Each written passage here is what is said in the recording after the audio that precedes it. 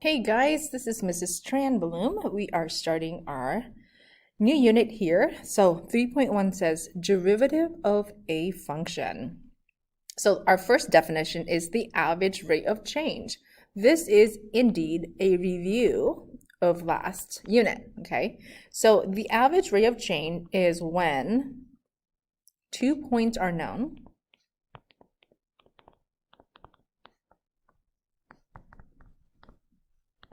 Now, if you guys remember last unit, aka this was also thought of as a slope of a secant line.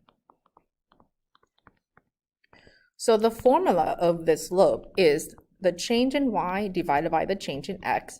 And last unit, we were using f of b minus f of a divided by b minus a.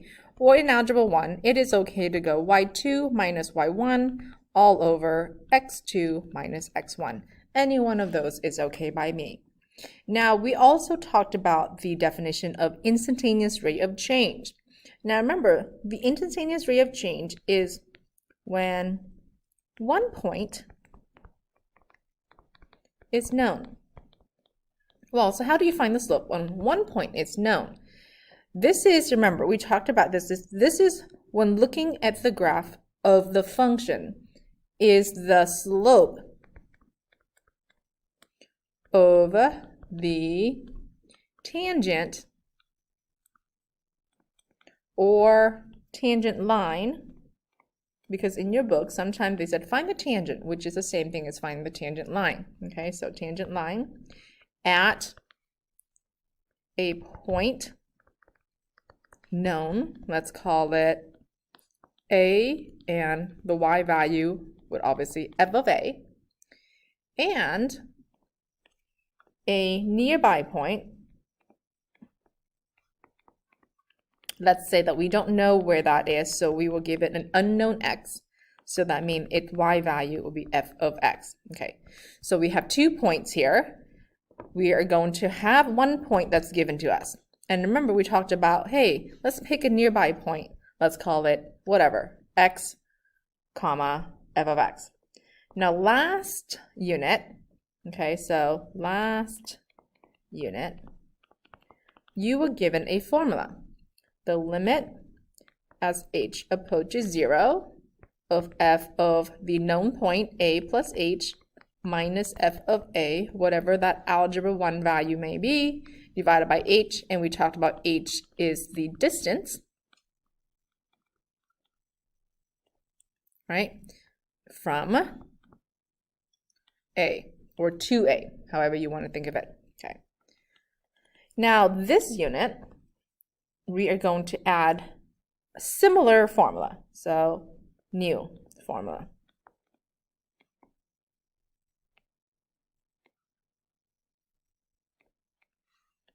We are going to use the limit as our nearby point, which is x, approaches our given point, which is a. So if our nearby point is approaching our given point, then obviously the closer the point we pick, right, if it approaches our given point, then the distance would be very minimal. So the concept is still the same. And so because we're picking, I mean the y value will be f of x minus f of a all over x minus a. Okay, so this means the point we picked, which is x comma f of x, okay, is approaching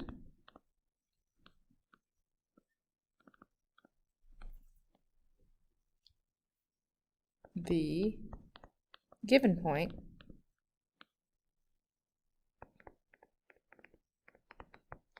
a comma f of a. All right. Now, this in calculus, guys, is referred to as the derivative. Okay. And notation, guys, we do have the notation to the derivative. Okay, so the notation is f, and then there's this prime of a. I'm going to spell it out. Ready? This is red. This is red. F prime of a, or derivative of f at, ooh, that's too close together, at point A. Okay.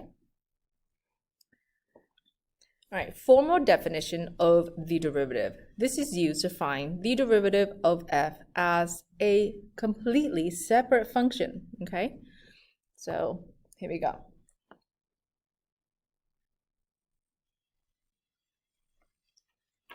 The derivative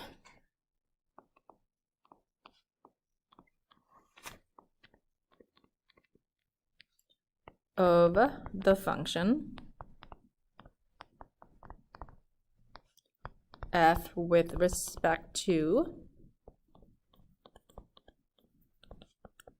the variable x is the function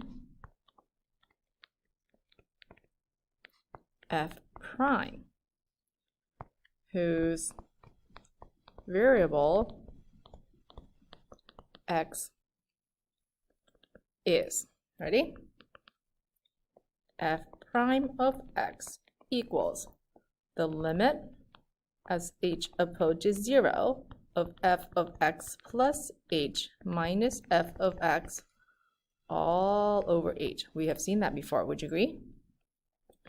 Provides that the limit exists.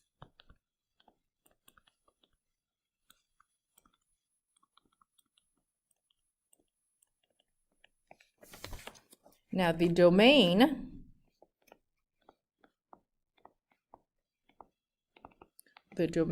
of f prime is in the domain of f, which means, guys, the domain of f prime, the domain of f prime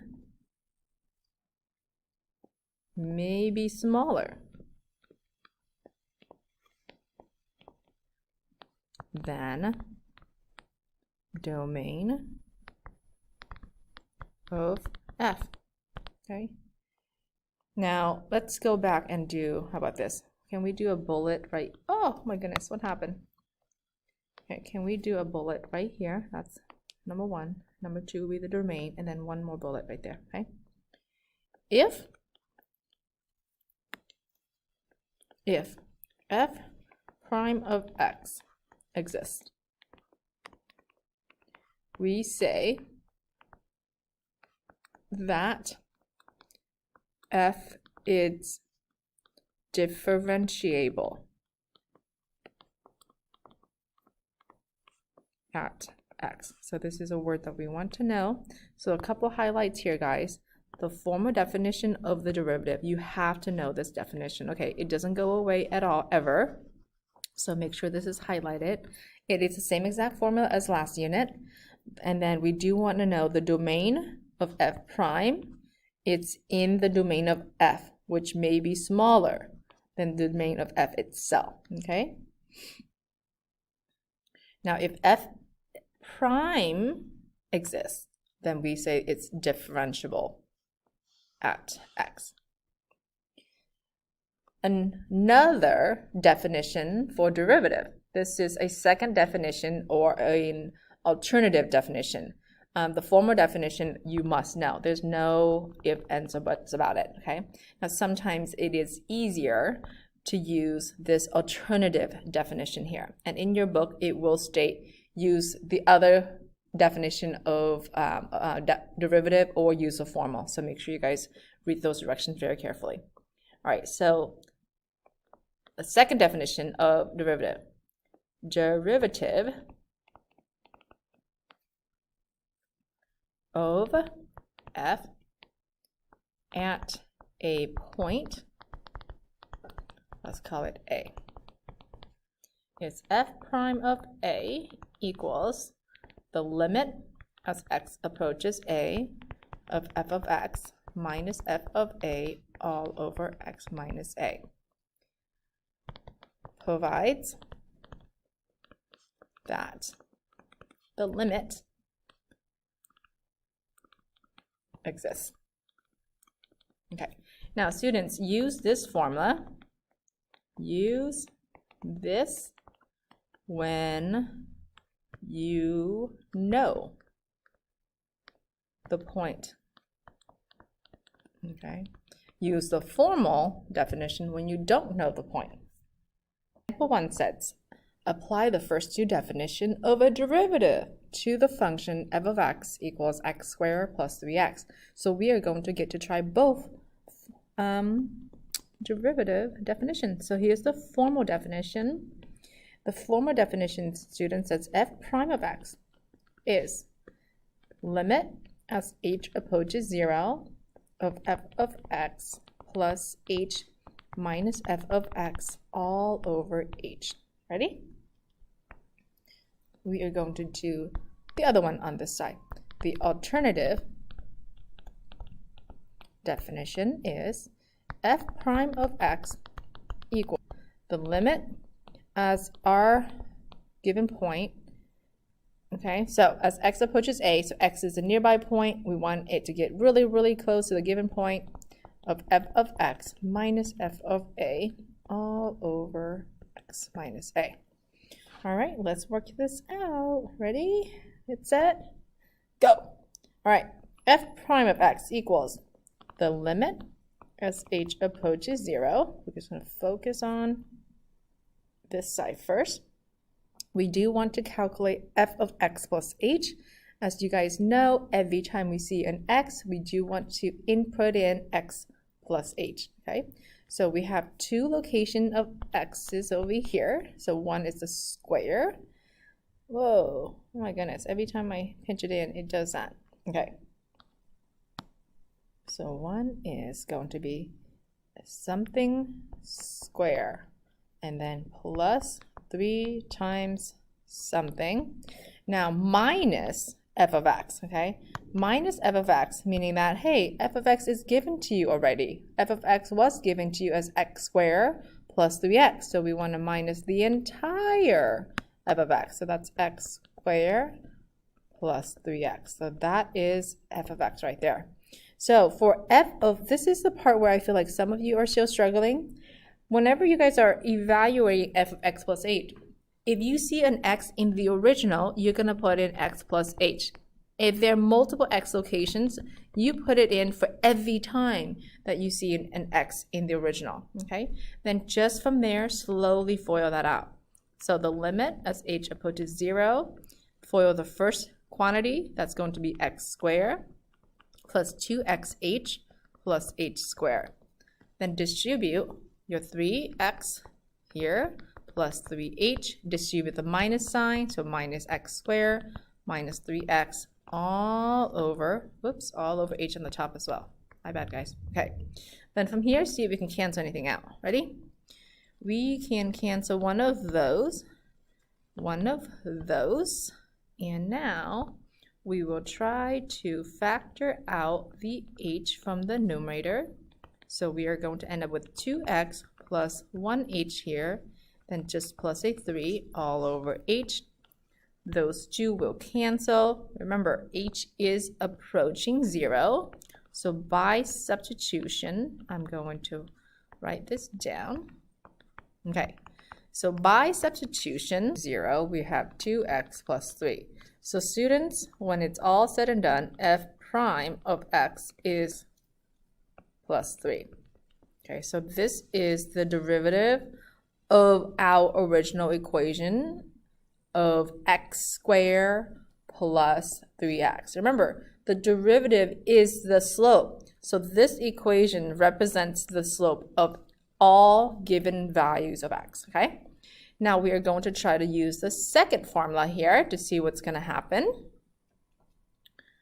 We are going to, remember, we don't know, we're not giving an a value, so we're going to assume an a value will still be an a value. So x approaches a, f of x, students, is this original equation, so that's going to be x squared plus 3x minus, to evaluate f of a, every time you see an x, we are now going to do a squared plus 3a all over x minus a.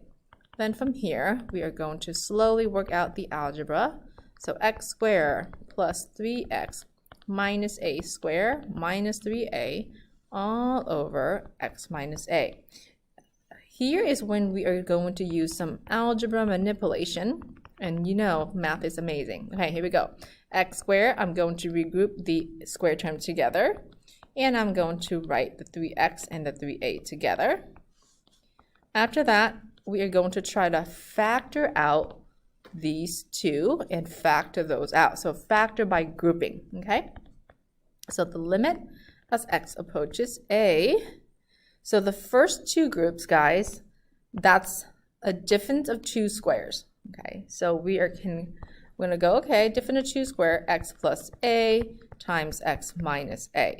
The second two group, we can take out a 3 because that's the GCF. We now have x minus a left, all over again, x minus a.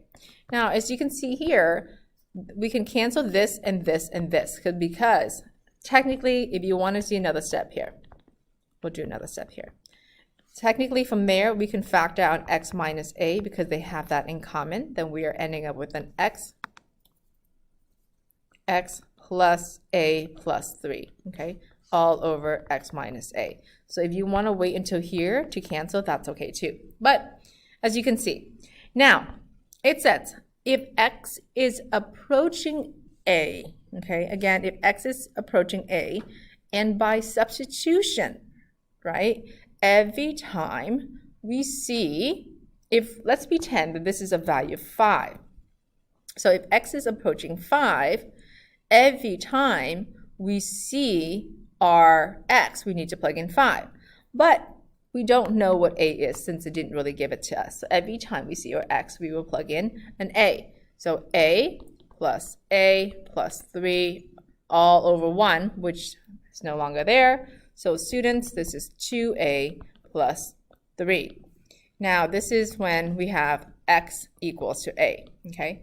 So the derivative, so f prime of x is 2a plus 3.